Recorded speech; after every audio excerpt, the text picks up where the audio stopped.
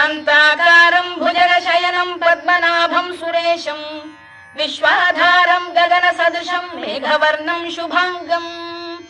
लक्ष्मीकान्तं कमलनयनं योगिधृध्यानगम्यं